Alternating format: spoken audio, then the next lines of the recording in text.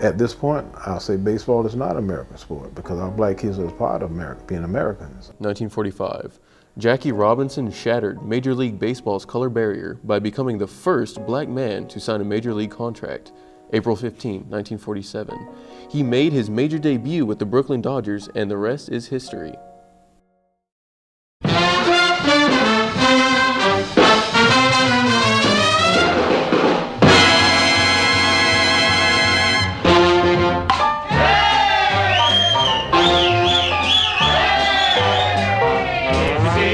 Robinson hit that ball. It went zooming across the left field wall. Yeah, boy. Yes, Jackie hit that ball. Some kids bat, the crowd went wild because he knocked that ball a solid mile. Yeah, boy. Yes, Jackie hit that ball. Now the number 42 is retired by every club. But while the league celebrates the breaking of its color barrier, it is also watching a near collapse of African American players to suit up for big league teams. The numbers don't lie, and the joke's on African American players. Dr. Lapchick, a human rights activist and one of the 100 most influential sports educators in America, according to the Institute for International Sports, and the director of the University of Central Florida's Devo Sport Business Management program, announced that in 2007, the game had its lowest number of African American players in 2 decades.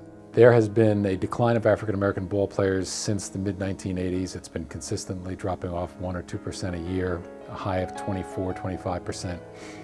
At its heyday, down to hovering around 8% in the 2007 baseball season. If the numbers continue to spiral downwards, this could mean the end of blacks in baseball in a matter of years. Does this mean the next Hank Aaron or Satchel Paige may not have an opportunity to stamp their names in these record books? Every year that opportunity becomes less and less because Hank Aaron became the player he was because you had a multitude of black guys playing baseball even in the sandlot. It might have been somebody else, but so having Hank was the guy that was able to do it because you had so many numbers to choose for and you had so many numbers that where we had a chance to be a part of the big numbers in baseball as far as being productive.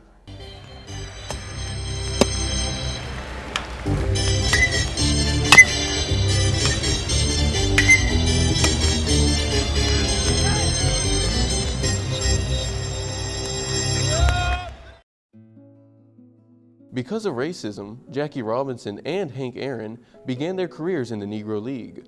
Racism couldn't stop the love for baseball from pumping through the veins of African American players in the early 1900s. So, they developed these leagues to quench their thirst for the game. That same blood still drives African American fans and athletes traveling to their oasis, in the well-hidden baseball fields of South Georgia and North Florida, to watch their modern-day Negro League players and most notable, the Quincy Dodgers. Our league was started in 1947, the year Jackie Robinson broke into baseball. And it's been going ever since for 62 years, 61, 62 years. It's going because, you got dedicated people that help keep the league going, like myself and guys before me. We got a lot of black baseball players that don't get a chance to get looked at. The players in the league range from current to former high school and college players. These players are people who are on their 9-to-5 Monday through Friday and are baseball celebrities on Sunday. The Florida-Georgia League and its loyal fan base show the sport is still alive in the black community in the rural areas, but some believe the league could be doing more for the kids. I know old guys need something to do too, but instead of being a player, if you can find a young guy to replace you, you become his tutor, his mentor. Teach them how to play the game. Teach them how to play the game the right way. It could be a great development tool for these young men that's around the Florida, Georgia area. Some of these players have a legitimate opportunity to play in the majors, but first someone must see them play. Exposure is key. Rookie Terrell Young, the only black pitcher in the Nationals bullpen, talks about how he made it on his first major league roster. I was with the Reds and got picked up in the Rule 5 draft. Never been to a big league club, never been to Double A, Triple A, nowhere. I've been in Low A all my life. So I got the opportunity. I showed somebody. I guess there was one guy seeing me throwing, so I got the opportunity to come over and play with the Nationals. Felt good, man. Felt good going out there throwing strikes. Now I got to, get back on my feet and go out and do the same thing I did the first day I got here. Talent and skill can get you a roster spot, but you have to be noticed by someone. If you have the skills and if you play in enough places, someone will eventually hear about you. Travel teams create opportunities for kids to get noticed because they elevate the player from a local talent to a national level, which gives the athlete a greater chance to become a professional. You have to be on a national level because you're not only playing against the kids in your city, but in baseball, you're playing against everybody in the world. You know, football, you can only play against guys that's in America. Scouts are scouring baseball fields and parks trying to find the next big thing, but does race play a factor in this effort? Colorado Rockies area scout manager gives us the scoop while at a FAMU baseball game. With our organization, one of the things that was stressed upon me immediately was, tools play, and whether it's a white player or an Asian player or a Latin player or a black player, if they have tools, we have some interest, and that's one of the reasons why I'm at a school such as these today. I mean, it doesn't matter to me, what the race or the ethnicity is of the player. If you can play, I'm gonna go see you play. For most inner-city African-American kids, baseball is becoming too expensive. Gloves, $70. Bats, $100. Cleats are $50 or more. All of this equipment can only be worn when playing the game. Unlike basketball, where kids are more likely to wear their shoes and shorts as fashion statements, John Young, a former Major League player, started the RBI program to battle the problem of inner-city kids not playing the sport. The Atlanta Braves have several different programs to incorporate the game and educate the kids in the area. Well, the Atlanta Braves Baseball Academy was built about 2 years ago, and it's a partnership with the Metro Atlanta YMCA, and it's located at Carver Y, about 2 miles from the stadium. And it consists of 4 beautiful baseball fields, and they were purchased or paid for by 4 of our players: Chipper Jones, a former player, John Smoltz, Brian Jordan, and another former player, Mike Hampton. The kids are our future, and it's up to us as role models, as baseball players, to give back. And to see all the donors, Major League Baseball, Atlanta Braves Foundation, my foundation, and the Guys Up Here Foundation come together and make this possible for our young kids in this neighborhood. It's just awesome, and it's just the beginning. According to residents and kids, the RBI program and Braves Baseball Academy filled a void in the community and impacted the community in several different ways. It means a lot to this community because it actually gives the kids in this community something to do. Because usually before the Wild got here, it was nothing for them to do. It's affected us in a positive way, just not as athletes, but also academic-wise.